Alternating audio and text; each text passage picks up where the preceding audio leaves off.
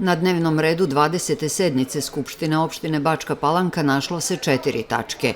Razrešen je dosadašnji i imenovan novi sastav opštinske izborne komisije, doneta odluka o sufinansiranju aktivnosti na unapređenju energetske efikasnosti za fizička lica i data saglasnost na aneks ugovora o javno-privatnom partnerstvu za distribuciju toplotne energije.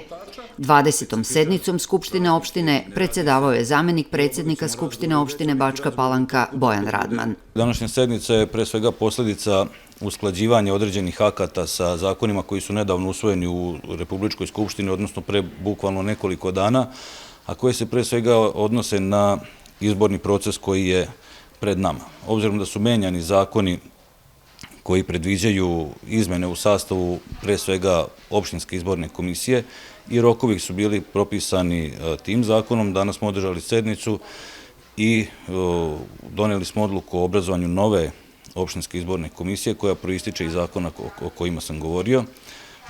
Osnovne promjene su u tome što praktično svi odbornici i sve odborničke grupe imaju pravo na članove opštinske izborne komisije, da će ona biti u stalnom sastavu i sprovodit će sve izbore u budućnosti, da vladajuća stranka, odnosno stranka koja ima i veći broj odbornika od jedne polovine, ne može da ima više od polovine članova opštinske izborne komisije i da odborničke grupe koje nemaju formiranu odborničku grupu sada imaju pravo na člana opštinske izborne komisije.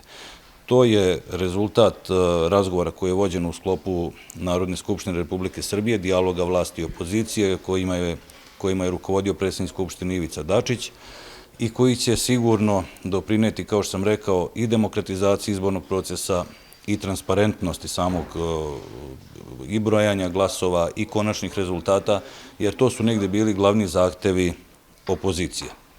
Mi smo naš deo posla uradili i spremni smo za predstojeći izborni proces. Druga tačka se odnosila na energetsku efikasnost kod fizičkih lica. Znači imamo dva konkursa, odnosno dva pravca Ministarstva energetike. Jedan se odnosi na javni sektor, jedan na fizička lica.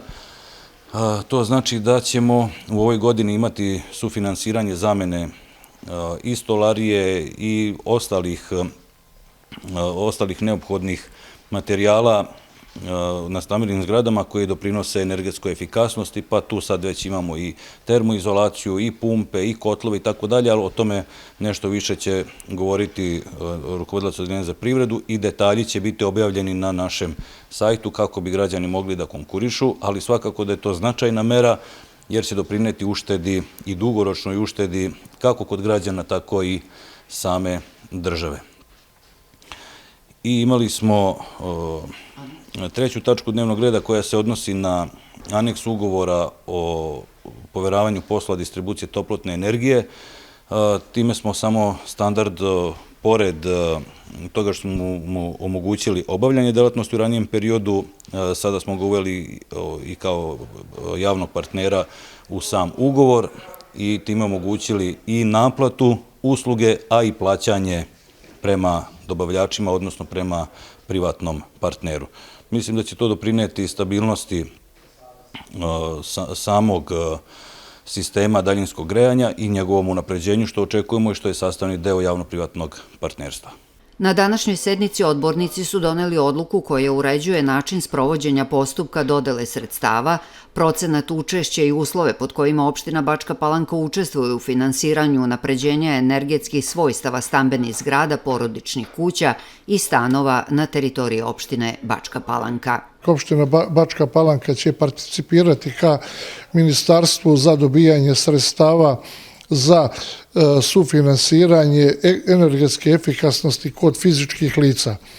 Opština Bačka Palanka u budžetu za 2022. godinu opredelila 10 miliona dinara za ove namene, s tim što će 10 miliona dinara također dati i ministarstvo, a građani će još 20 miliona dati. Znači odnos je 25-50% u ukupnoj investiciji. Opština Bačka Palanka je danas na Skupštini opštine Bačka Palanka donela odluku na koji način će se to sprovoditi. Ceo postupak će voditi komisija koji će formirati opštinsko veće na narednoj sednici od 7 članova. Pred njom je ogroman posao. Naime, očekujemo da će se prijaviti oko 500 građana, a plan je otprilike računajući da će oko 150 do 170 građana bit će im pozitivno odobren zahtev za dodelu sredstava.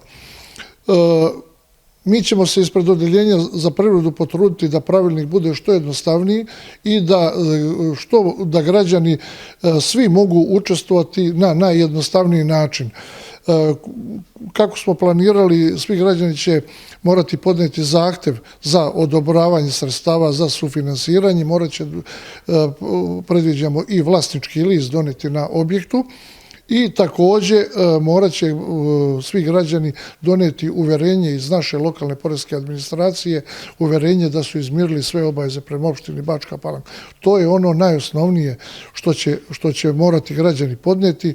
Očekujemo oglas da će biti raspisan do kraja februara meseca. Komisija će morati raditi u 2 smjera da bi se što pre završilo, da bi se moglo i odabrati odabrani dobavljač. Kako stolarije, tako kotlova i tako dalje, kako se ko bude prijavio. Znači, ogroman posao čeka i nadam se da će to mnogo doprinijeti građanima. I rekao bi nešto je moje lično mišljenje, zapažanje, što je interesantno za građane. Tačno je da je to velika pomoć građanima, ali je velika pomoć i državi Srbiji u ovo vreme energetske krize. Znači, poenta svega ovoga je da se uštedi što više energenata. Na narednoj sednici opštinskog veća biće formirana komisija koja će sačiniti pravilnik o sufinansiranju ovih aktivnosti, a očekuje se da će u narednih 15 dana biti objavljen i javni poziv za svaku pojedinačnu meru unapređenja energetskih svojstava stambenih objekata.